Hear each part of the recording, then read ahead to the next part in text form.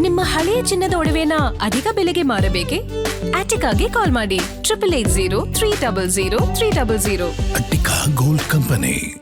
ಉದ್ಯಮಿ ಪುತ್ರ techie Advait missing ಪ್ರಕರಣ ಈಗ ದಿನದಿಂದ ದಿನಕ್ಕೆ ಹೊಸ ಒಂದು ತಿರುವು ಪಡ್ಕೊಂತ ಇರೋದು. ಶಿವಗಂಗೆ ಬೆಟ್ಟದಲ್ಲಿ 4ನೇ ದಿನವೂ ಕೂಡ ಹುಡುಕಾಟ ಮುಂದುವರಿತಾ ಇರೋಂಥದ್ದು.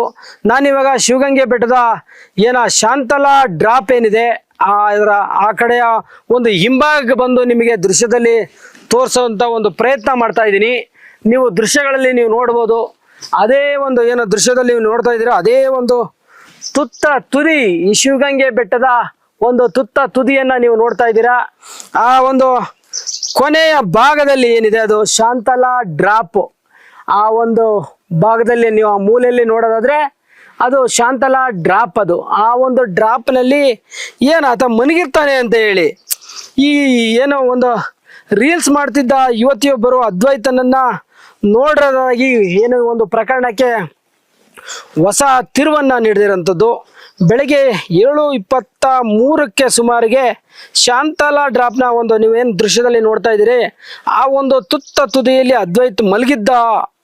ನಾನು ಆ ದೃಶ್ಯವನ್ನ ನೋಡಿದೆ ಅಂತ ಹೇಳಿ ಆ ಯುವತಿ ನೆಲಮಂಗಲ ಪೊಲೀಸರಿಗೆ ಮಾಹಿತಿ ಕೊಟ್ಟಿರೋಂಥದ್ದು.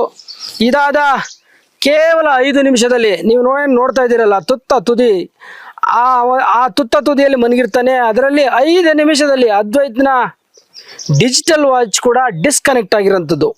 ಮತ್ತಷ್ಟು ಕುತೂಹಲಕ್ಕೆ ಕಾರಣ ಆಗಿರೋಂಥದ್ದು, ಅದ್ವೈತ್ ಬೆಟ್ಟದಿಂದ ಕೆಳಗಡೆ ಇಳಿದ್ನ ಅಥವಾ ಆಯ ತಪ್ಪಿ ಏನಾದರೂ ಬಿದ್ನ ಅಥವಾ ಮತ್ತೇನಾದರೂ ನಡೆದಿದೆಯಾ ಅನ್ನೋ ಆಯಾಮಗಳಲ್ಲಿ ಈಗ ಪೊಲೀಸರು ತನಿಖೆ ಮುಂದುವರಿಸಿರೋಂಥದ್ದು.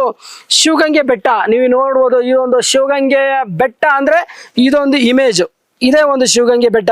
ಇದರ ಸುತ್ತಲೂ ನೀವು ನೋಡ್ಬೋದು ಕಾಡು ಥರ ಏನಿದೆ, ಹುಲ್ಲು ಕಲ್ಲು ಬಂಡೆಗಳು, ಮತ್ತೆ ಒಂದೆಡೆ ಆಳವಾದ ಪ್ರಪಾತದಂತೆ ಕಾಣ್ತಾ ಇರೋಂಥ ಒಂದು ಇಳಿಜಾರಿನ ಪ್ರದೇಶ. ಇದೇ ಒಂದು ಪ್ರದೇಶದಲ್ಲಿ ಟೆಕ್ಕಿ ಅದ್ವೈತ್ ನಾಪತ್ತೆಯಾಗಿ 4ನೇ ದಿನ ಕಳೆದಿದೆ. 4ನೇ ದಿನವೂ ಕೂಡ ಶೋಧ ಕಾರ್ಯ ನಡೀತಾ ಇದೆ, ಆದರೆ ಇದುವರೆಗೂ ಪತ್ತೆ ಇಲ್ಲ. ಅಂದು ಬೆಳಗ್ಗೆ 7:23 ವೇಳೆಗೆ ಶಾಂತಲಾ ಡ್ರಾಪ್ನ ತುತ್ತ ತುದಿಯಲ್ಲಿ ಅದ್ವೈತ್ನ ಮಲಗಿದ್ದನ್ನ ಆ ಒಂದು ರೀಲ್ಸ್ ಮಾಡೋಕ್ಕೆ ಬಂದಿದ್ದಂಥ ಯುವತಿಯರು ನೋಡಿದ್ರು. ಆ ಒಂದು ಆಯಾಮದಲ್ಲಿ ಇವತ್ತು ಫುಲ್ ಕಾರ್ಯಾಚರಣೆಯನ್ನು ಮುಂದುವರಿಸಿರುವಂಥದ್ದು. ಹಾಗಾಗಿ ಪೊಲೀಸರ ತನಿಖೆಯಲ್ಲಿ ಮಹತ್ವದ ಅಂಶ ಏನಂದರೆ, ಆತ ಕಟ್ಟಿದ್ದಂಥ ವಾಚ್ ಏನಿದೆ, ಆ ವಾಚ್ ಡಿಜಿಟಲ್ ವಾಚ್ ಅದು ಒಂದು ಆಫ್ ಆಗಿರೋದು ಕೆಲವೇ 5 ನಿಮಿಷ ಅವಧಿಯಲ್ಲಿ. ಹಾಗಾಗಿ ಅದೊಂದು ಆಯಾಮದಲ್ಲಿ ತನಿಖೆ ಮುಂದುವರಿಸ್ತಾ ಇದ್ದಾರೆ. ಮತ್ತೆ ಅದ್ವೈತ್ನ ಮೊಬೈಲ್ನ ಟ್ರೇಸ್ ಮಾಡಲು ಪೊಲೀಸರು ಮುಂದಾಗಿರೋಂಥದ್ದು. ಶಿವಗಂಗೆಯಿಂದ ಕುದೂರುವರೆಗಿನ ಮೊಬೈಲ್ ಟವರ್ಗಳ ಮಾಹಿತಿಯನ್ನ ಪೊಲೀಸರು ಈಗ ಪರಿಶೀಲಿಸ್ತಾ ಇರೋಂಥದ್ದು. ಬೆಟ್ಟದ ಸುತ್ತಮುತ್ತಲಿನ ರಸ್ತೆಗಳಲ್ಲಿ ಅಕ್ಕಪಕ್ಕದ ಮನೆಗಳಿರ್ತವೆ, ಅಲ್ಲಿ ಒಂದು CCTV ದೃಶ್ಯಗಳನ್ನ ಪರಿಶೀಲನೆ ಮಾಡ್ತಾ ಇರೋಂಥದ್ದು.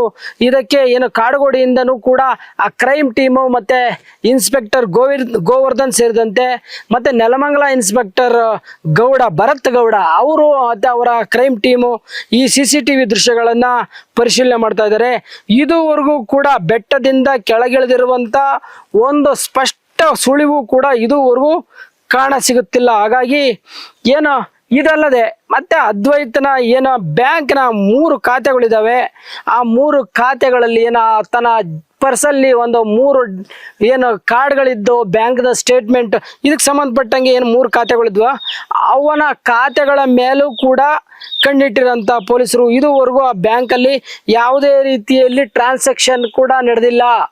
ಹಾಗಾಗಿ ಬಹುತೇಕ ಈ ಬೆಟ್ಟದ ಕೆಳಗಿನ ಇಳಿಜಾರು ಪ್ರದೇಶದಲ್ಲಿ ಆಯ ತಪ್ಪಿ ಬಿದ್ದಿರಬಹುದು ಅನ್ನೋ ಒಂದು ಗೆಸ್ ಮೇಲೆ, ಒಂದು ಅಂದಾಜು ಮೇಲೆ ಪೊಲೀಸರು ಜಂಟಿಯಾಗಿ ಕಾರ್ಯಾಚರಣೆ ನಡೆಸ್ತಾ ಇದ್ದಾರೆ.